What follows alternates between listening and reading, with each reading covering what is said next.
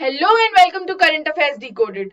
This is Nandini, your decoder for the day, जो कि आज यहाँ पर है बताने के लिए कि एम पॉक्स का पहला केस फाइनली हमारी कंट्री में सस्पेक्ट हो गया।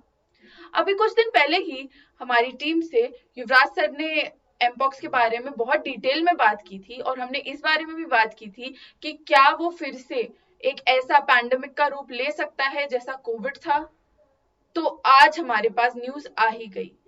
ये न्यूज कल रात 10 बजे फर्स्ट पोस्ट में पब्लिश हुई थी और तभी मैंने सोचा कि इसके बारे में हमें बात करनी चाहिए, क्योंकि ये अगला ग्लोबल कंसर्न, अगला पैंडेमिक रखने का, बनने का पोटेंशियल रखता है। तो क्विकली समझते हैं कि ये है क्या। तो एमपॉक्स जो है वो एक वायरल जूनोटिक डिजीज है। सबसे ज्यादा इंपॉर्टेंट पॉइंट जो हो जाता है यहाँ पे समझने के लिए वो ये है कि एमपॉक्स एक वायरल जूनोटिक डिजीज है। जूनोटिक का क्या मतलब होता है? जूनोटिक का मतलब होता है कि वो एनिमल्स से ह्यूमन और ह्यूमंस से एनिमल में ट्रांसफर हो सकती है। इसका बहुत क्लियर स्टेटमेंट है कि एनिमल्स इस वायरल डिजीज का एक बहुत ही इंपॉर्टेंट कैरियर हो सकता है। हेंस हमें बहुत ज्यादा ख्याल रखने की जरूरत है। अब इस पर्टिकुलर डिजीज में क्या होता है, जैसे कोविड में हमें पता था कि फ्लू लाइक सिम्टम्स जो बहुत सीवियर हो जाते हैं, रेस्पिरेटरी इश्यूज आने लगते हैं, ऑक्सीजन गिरने लगता है, ये सब। वहीं एमपॉक्स में क्या होता है? एमपॉक्स में छोटे छोटे रैशेस ये बॉडी पे हमारी अलग अलग पार्ट्स में, इवन जिनाइटल्स तक में ये सारे रैशेस स्प्रेड होते हैं। ये रैशेस फिर फॉर्म लेते हैं, ऐसे लम्स बन जाते हैं और कभी कभार ऐसा होगा कि body acne, body pimple like भी लग सकता है वो। तो ऐसे तो इसके सिम्टम्स हैं जो बहुत ही कॉमन सिचुएशंस में पाए जा सकते हैं। इसके अलावा क्या होता है? इसके अलावा जो नॉर्मल फ्लू लाइक सिम्टम्स है वो एग्जिस्ट करते हैं और सोलन लिम्फ नोड्स हो जाते हैं। जब लिम्फ नोड्स कोई भी, क्योंकि ये वायरल इन्फेक्शन है, तो लिम्फ नोड्स को ऑब्वियसली ये डायरेक्टली इम्पैक्ट करेगा ही करेगा। तो ये होता है, फटीग बहुत ज्यादा देखने को मिलता है, रेस्पिरेटरी इश्यूज होते हैं। तो वो सब जेनरिक जो है वो रहता है। द ओनली डिफरेंशिएटिंग फैक्टर इस पर्टिकुलर केस में जो है वो ये है कि रैशेस बहुत ज्यादा होते हैं।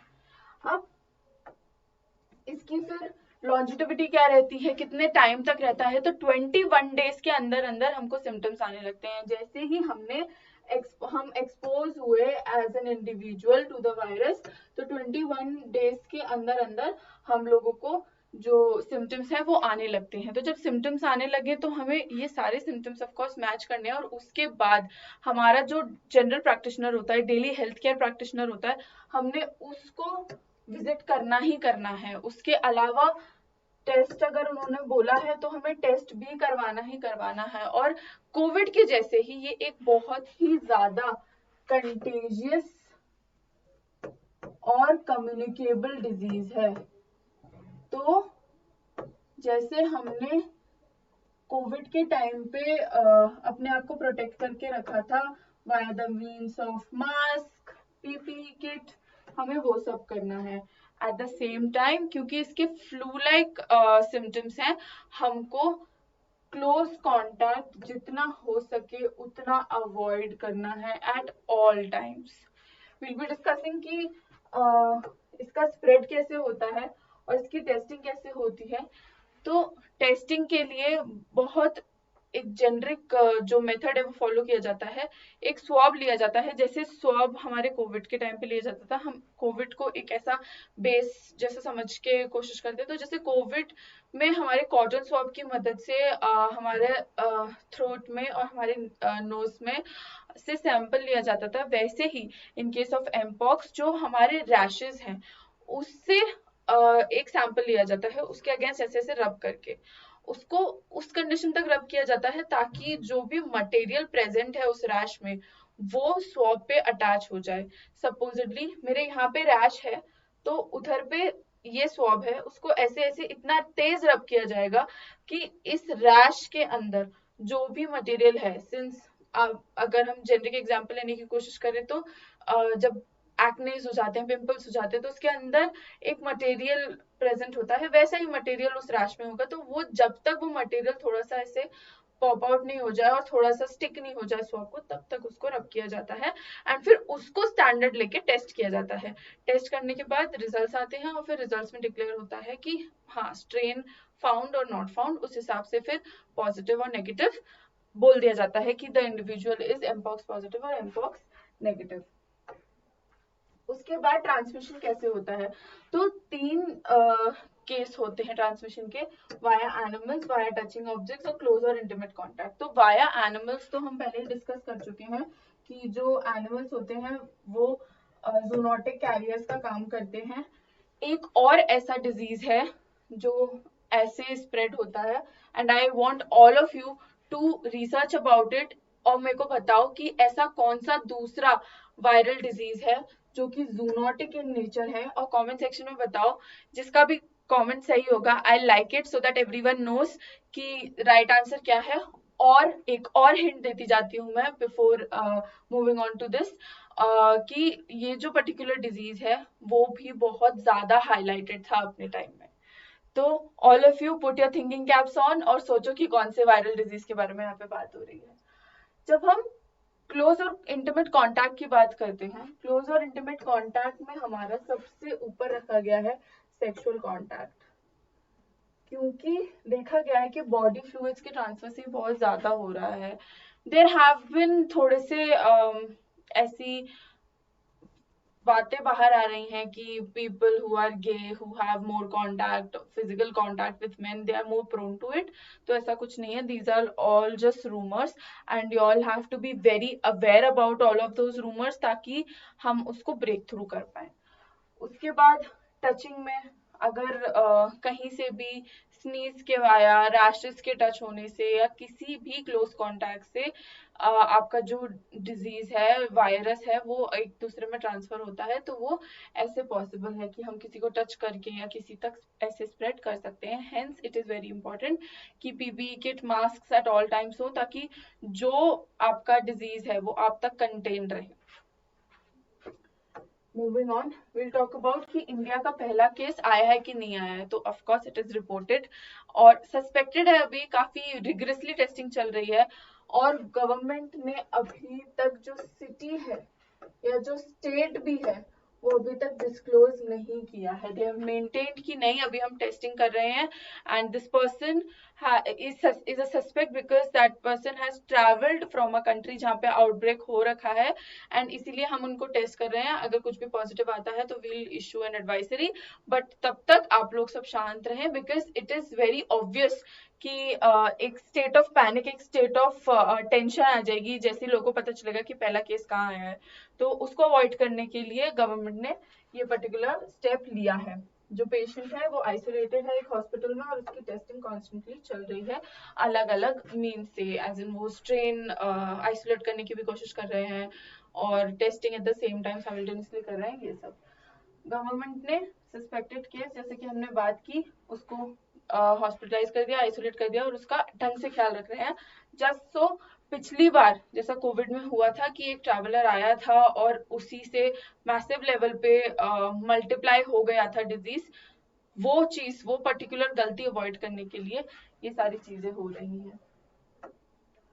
उसके बाद हमें जानना है कि वैक्सीनेशन अवेलेबल है कि नहीं है, क्योंकि एक बहुत ही प्राइमरी कंसर्न बन जाता है जब हम देखते हैं कि डिजीजेस सच एज कोविड वगैरह जो भी नए डिजीजेस आ रहे हैं मार्केट में ऑब्वियसली हम लोगों को इम्पैक्ट कर रहे हैं। तो उसके लिए उससे बचने के लिए इट बिकम्स वेरी इंपॉर्टेंट कि हम वैक्सीनेशन के बारे में भी जानें। तो देयर आर सर्टेन वैक्सीन जो डेवलप किए गए हैं जिससे JYNNEOS ये जो वैक्सीन है तो पर्टिकुलरली एमपॉक्स के लिए ही है। इसमें कहा गया है कि ये 28 डेज अपार्ट पे इसके 2 डोज हो जाने चाहिए और इससे ज्यादा डोज नहीं लेना है क्योंकि it might be lethal, it might be harmful for the person who is taking it. So first shot and then the booster shot, that is pretty much it. और ये सब 28 डेज की साइकिल में हो जाना चाहिए। उसके बाद WHO कुछ और वैक्सीन को रेकमेंड करती है जो कि स्मॉल पॉक्स के लिए हैं basically, which are MVA-BN, ACAM 2000 and LC16। Although not that much relevant, but ये आप लोगों को एज अ जनरल नॉलेज पता होना चाहिए, इसीलिए हमने डिस्कस किया है। अब सबसे इम्पोर्टेंट क्वेश्चन जिसके साथ मैं ये सेशन वाइंड अप करना चाहूंगी इस कि क्या हम इस पर्टिकुलर डिजीज को एक दूसरे पैंडेमिक में कन्वर्ट होने से बचा सकते हैं कि नहीं है। तो इस पर्टिकुलर स्टेप को ध्यान में रखते हुए हमको ये सोचना होगा कि बचाने के लिए स्टेप्स क्या लेने होंगे। तो एक दो स्टेप्स में यहाँ पे पॉइंट आउट कर देती हूँ और बाकी आप मुझे बता सकते हैं। तो government intervention becomes very important. Government का बोलना, गवर्नमेंट का एक्ट करना बहुत ज्यादा जरूरी है। गवर्नमेंट इंटरवेंशन के बाद स्ट्रिंजेंट मेजर्स, स्ट्रिंजेंट मतलब strict measures against the disease हमको लेने चाहिए।